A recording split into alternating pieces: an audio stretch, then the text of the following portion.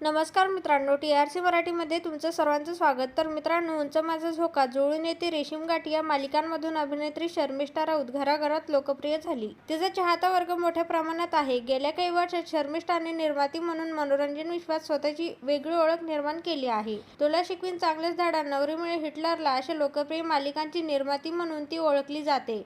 आजच्या घडीला शर्मिष्ठाने सर्वत्र वेगळी ओळख निर्माण केलेली असली तरी एक काळ असा होता जेव्हा तिला इंडस्ट्रीत स्वतःला सिद्ध करण्यासाठी संघर्ष करावा लागला होता. याबद्दल अभिनेत्रीने एका मुलाखतीत खुलासा केला आहे. 2009 मध्ये प्रसारित होणारे मन उधाण वाऱ्याचे या मालिकेमुळे शर्मिष्ठाला खऱ्या अर्थाने ओळख मिळाली. मात्र या मालिकेत निगेटिव्ह लीड भूमिका मिळण्याआधी तिला याच मालिकेसाठी 5 वेळा रिजेक्ट करण्यात आलं होतं. हा किस्सा नेमका काय आहे पाहूयात. शर्मिष्ठा राऊत म्हणाली, 2008 मध्ये मला इंडस्ट्रीत काम करण्याची संधी मिळाली आणि त्यानंतर 2009 मध्ये मला मन उधाण वाऱ्याची ही मालिका मिळाली. त्या मालिकेतील निगेटिव्ह लीड भूमिका रिप्लेस होणार होती.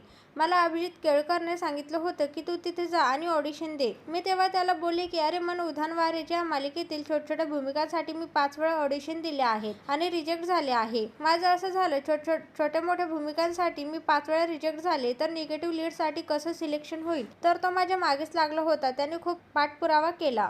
त्याने तिथे सांगितलं होतं, तुम्हाला जशी हवी तशी ती आहे, एकदम फुल ऑफ एनर्जी आहे, चांगलं काम करेल. त्याचं ऐकून मी त्या ऑडिशनसाठी गेले होते. माझा नंबर होता 69. ती रिप्लेसमेंटची भूमिका असूनही खूप मुली ऑडिशनसाठी येऊन गेल्या होत्या. अभिनेत्री पुढे म्हणाली, ऑडिशनसाठी माझा नंबर शेवटचा होता. आत गेल्यावर माझा एक लुक घेतला आणि दुसऱ्या लुकसाठी पाठवलं.